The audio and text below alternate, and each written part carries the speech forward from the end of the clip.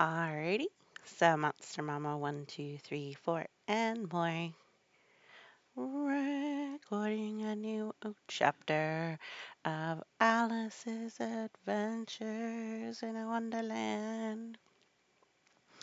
Author is Lewis Carroll. 1, 2, 3, 4. Monster Mama and more. Meow meow. Sorry, I just enjoyed being a key cat. Anywho, um, we read down the rabbit hole. Down the rabbit hole. Alice followed the rabbit down a hole. The pool of tears, she cried, a pool of tears. She cried, cried, cried, that pool of tears. And, whoosh, the pool of tears. And then the caucus race, we had the little birdies who were trying to dry off. And then the rabbit sent in a little bill. He was a little lizard. Whoop. Let's give him like legs. Whoop. And a long tail. Here you go. Poor Bill. So then the rabbit thought that he was looking for is stuff, right? Oh yeah, so we sent a little bill. Then we got advice from a caterpillar who had quite a few things to say. And it looks like a bunny.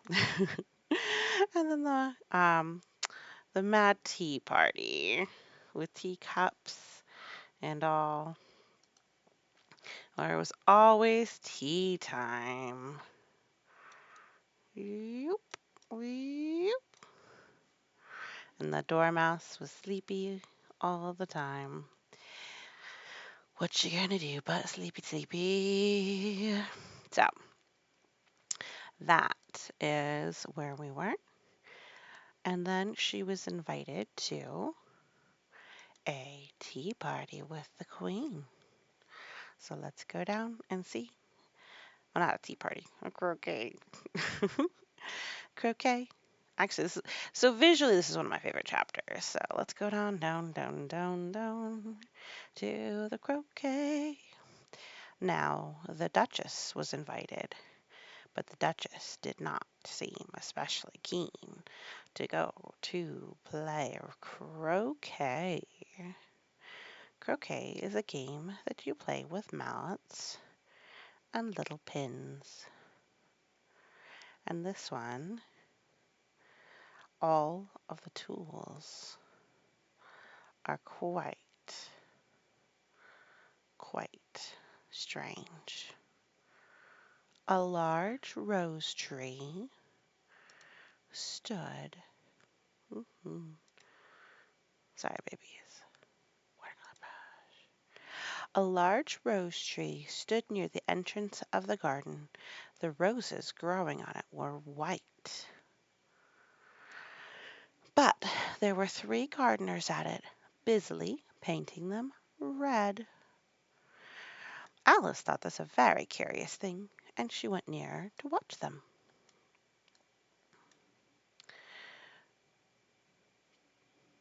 And just as she came up to them, she heard one of them say, "Look out now, Five. Don't go splashing paint all over me like that."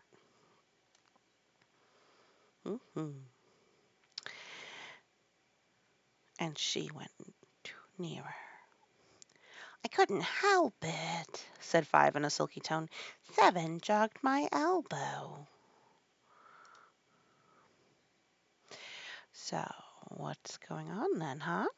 They have the white flowers. White, white, white, white.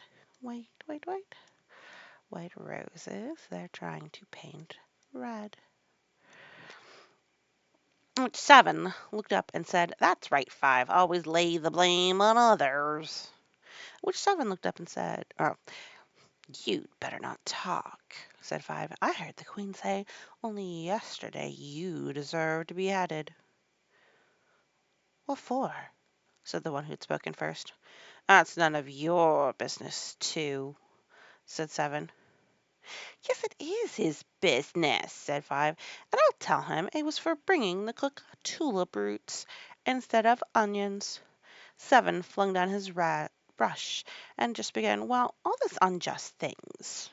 And his eye chanced to fall upon Alice, as she stood watching them, and he checked himself suddenly. The others looked around, and they bowed low.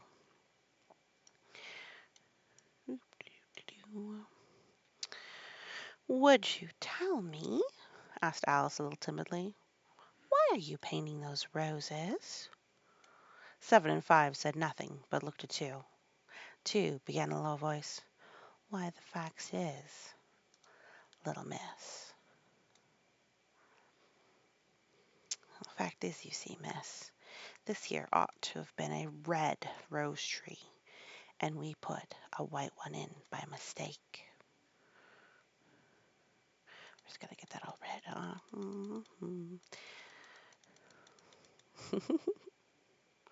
And if the queen was to find out, we should all have our heads cut off, you know. So you see, miss, we're doing our best before she comes to. At this moment 5, who had been anxiously looking across the garden, called out, "The Queen! The Queen!" And the 3 gardeners instantly threw themselves flat upon their faces. Choop, choop, choop, choop. Choop, choop, choop, choop. Choop, choop, choop, choop. Bloop, bloop, bloop. They're all in the dirt. There was a sound of many footsteps, and Alice looked around, eager to see the Queen. First came 10 soldiers carrying clubs. These were all shaped like the gardeners, oblong and flat, with their heads and feet at the corners. Next, the 10 courtiers. These were all ornamented all over with diamonds, and walked 2 and 2, as the soldiers did. After these came the royal children. There were 10 of them. And the little dears came jumping merrily along hand in hand, in couples.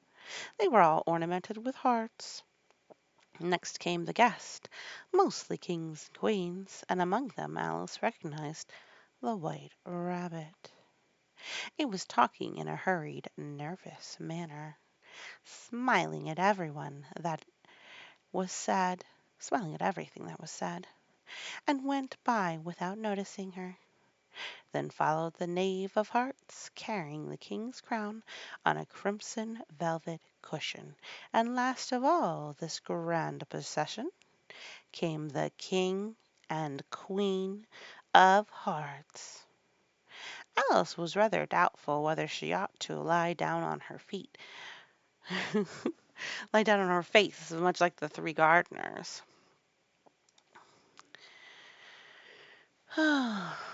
So that they wouldn't. Sorry, Madeira. But she couldn't remember ever having heard that rule of processions. And besides, what would be the use of the procession if people all had to lie down with their faces so they couldn't see it? So she stood still where she was and waited. Then the procession came opposite to Alice, and they all stopped and looked at her, and the Queen said quite severely, "Who is this?" And she said it to the Knave of Hearts, only bowed and smiled in reply. "Idiot!" said the Queen, tossing her head impatiently, and turning to Alice, she went on, "What's your name, child?" "My name is Alice, so please your Majesty," said Alice very politely, but she added to herself, "Why, they're only a pack of cards. After all, I needn't be afraid of them." "And who are these?" pointing to the 3 gardeners who were who were laying round the rose tree, for you see, they were lying on their faces, and the pattern on their backs was the same as the rest of the pack. She could not tell whether they were gardeners, or soldiers, or courtiers, or 3 of her own children.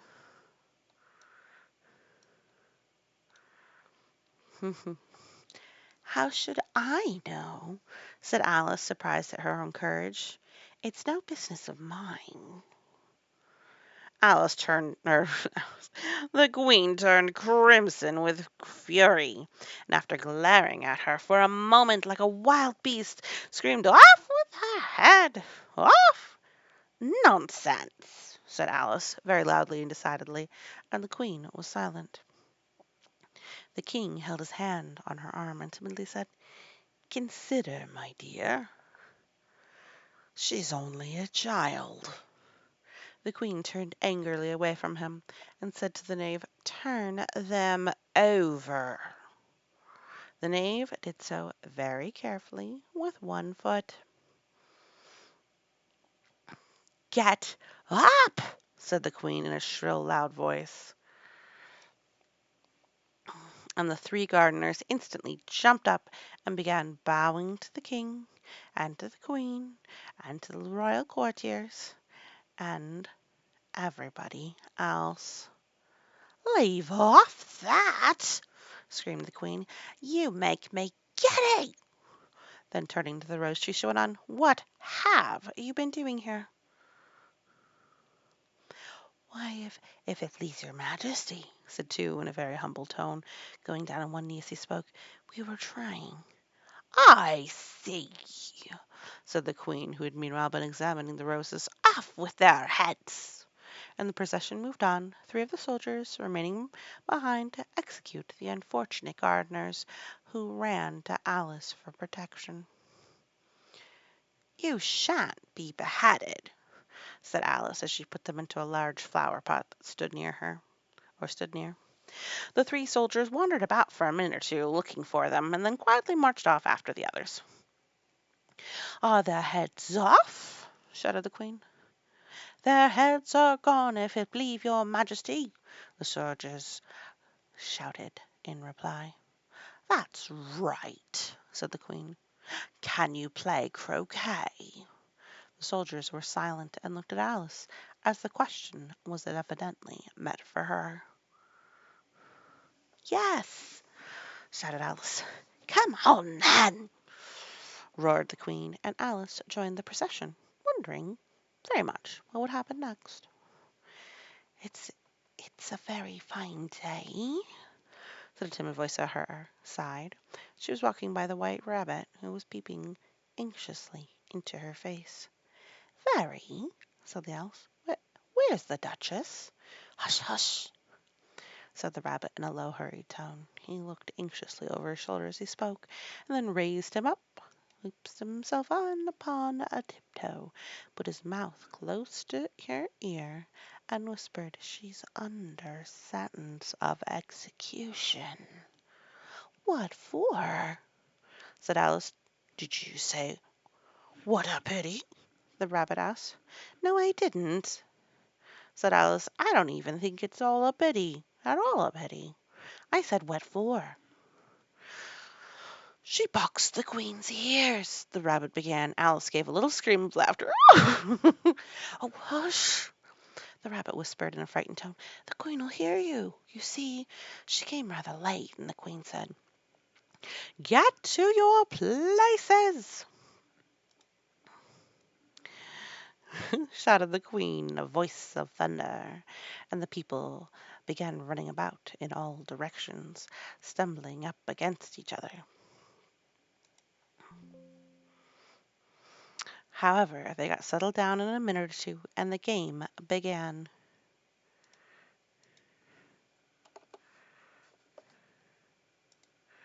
Da, da, da, da, da. Alice thought she had never seen such a curious croquet-ground in her life. It was all ridges and furrows, and the balls were like hedgehogs, the mallets like live flamingos, and the soldiers had to double themselves up to stand on their hands and feet to make the arches. The chief difficulty Alice found at first in managing her flamingo. She succeeded in getting its body tucked away comfortably enough under her arm with its legs hanging down, but generally just as she had got its neck nicely straightened out, and she was going to give the hedgehog a blow with its head. It would twist itself around and look up into her face with such a puzzled expression that she could not help bursting out laughing. And when she got its head down, it was ready to begin again. It was very provoking to find the hedgehog had unrolled itself and was in the act of crawling away. Besides all of this, there was generally a ridge or furrow in the way, wherever she wanted to send the hedgehog to, and the doubled up soldiers were always getting up and walking off to the other parts of the ground. Alice soon came to the conclusion that it was a very difficult game indeed. The players all played at once without waiting for turns, quarreling all the while and fighting for the hedgehogs. In a very short time the queen was in a furious passion, and went stamping about and shouting, "Off with his hat!" or "Off with her head!" about once a minute. Alice began to feel very uneasy. To be sure, she had not yet had the dispute with the queen, but she knew that it might happen any minute. And then, thought she, what should become of me? They're dreadfully fond of beheading people here.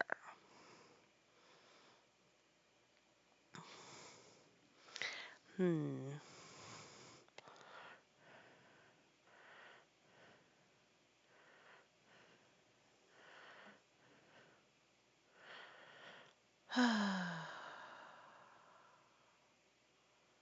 Yes.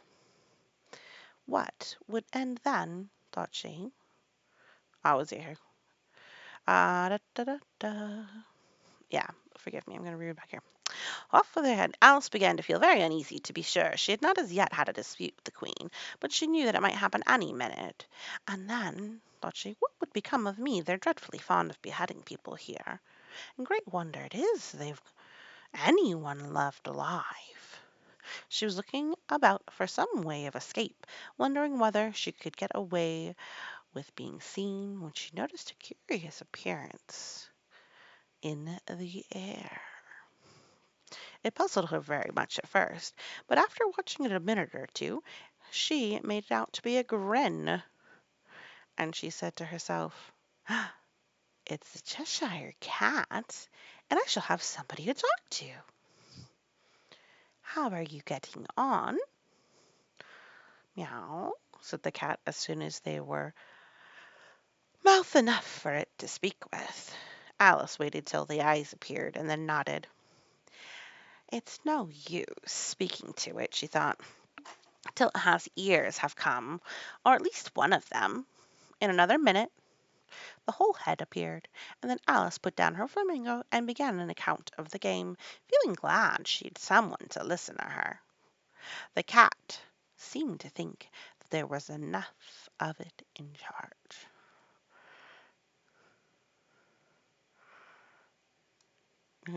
And no, so enough was now in sight, and no more of it appeared. "I don't think they play at all fairly," Alice began in a rather complaining tone, "and they all quarrel so dreadfully one can't hear oneself speak. And they don't seem to have any rules in particular.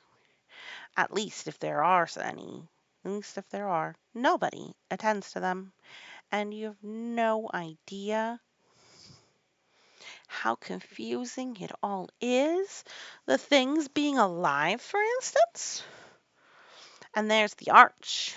I've got to go through the next walking about it at the other end of the ground, and when I would have croqueted in the queen's hedgehog just now, only it ran away when it saw mine coming." "How do you like the queen?" the cat said in a low voice. "Not at all," said Alice. "She's so extremely—" But then she noticed the queen was close behind her, listening, so she went on, "Likely to win, that there's hardly worth while finishing the game." The queen smiled and passed on. "Who are you talking to?" said the king, walking up to Alice and looking at the cat's head with great curiosity. "It's a friend of mine, a Cheshire cat," said Alice. "Allow me to introduce you." Hmm. To introduce it. "I don't like the look of it at all," said the king. "However, it may kiss my hand, if it likes." "I'd rather not," the cat remarked. "Don't be impertinent," said the king, "and don't look at me like that." He got behind Alice as he spoke. "A cat may look at a king," said the Alice. "I've read that in some book, but I don't remember where." "Well, it must be removed," said the king very decidedly, and he called to the queen, who was passing at the moment. "My dear, I wish you would have this cat removed." The queen had only one way of settling all difficulties, great or small. "Off with his head," she said, without even looking around. "I'll fetch the executioner myself," said the king eagerly, and he hurried off. Alice thought she might as well go back and see how the game was going on. She heard the queen's voice in the distance, screaming with passion. She had already had her sentence 3 of the players to be executed for having missed their turns, and she did not like the look of things at all, as the game was in so much confusion that she never saw. Well, she never knew whether it was her turn or not. She went in search of her hedgehog. The hedgehog was engaged in a fight with another hedgehog, which seemed to Alice an excellent opportunity for croqueting one of the other. Only the difficulty was that her flamingo had gone across the other side of the garden, where Alice could see it was trying a helpless sort of way to fly up without a trace, or within to a tree. By the time she had caught the flamingo and brought it back, the fight was over, and both the hedgehogs were good as new.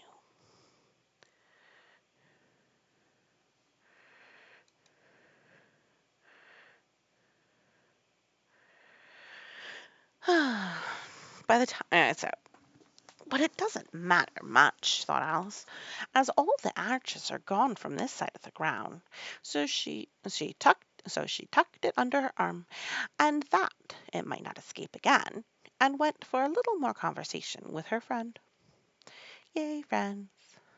When she got back to the Cheshire Cat, she was surprised to find quite a large crowd collected around it, for there was dispute going on with the executioner, the king, and the queen, and they were all talking at once, while the rest were quite silent and looked very uncomfortable. The moment Alice appeared, she appealed to all 3 to settle the question, and they repeated their arguments to her, though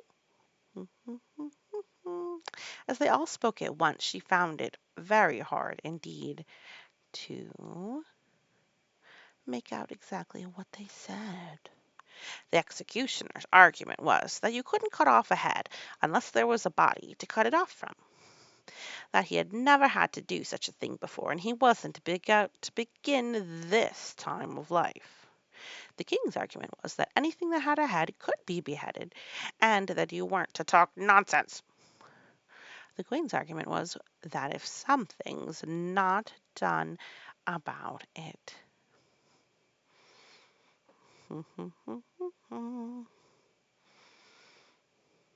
So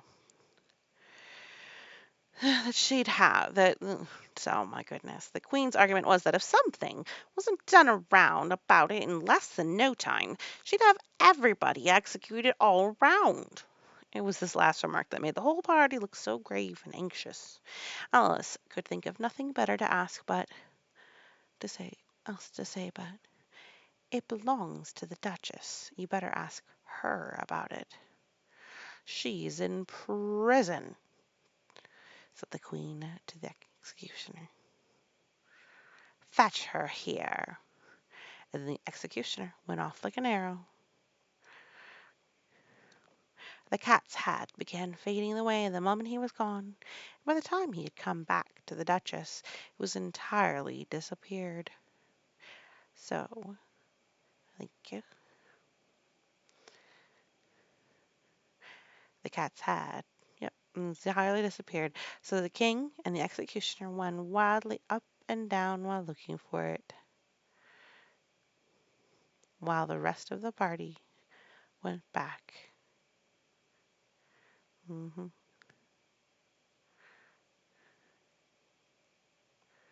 Hmm. That's a great question. But yeah, but by the time we come back with the Duchess, it had entirely disappeared. So the king and the executioner wound wildly up and down looking for it, while the rest of the party went back to the game. And that is the end of this chapter. Thank you so much for listening, and you have a wonderful day.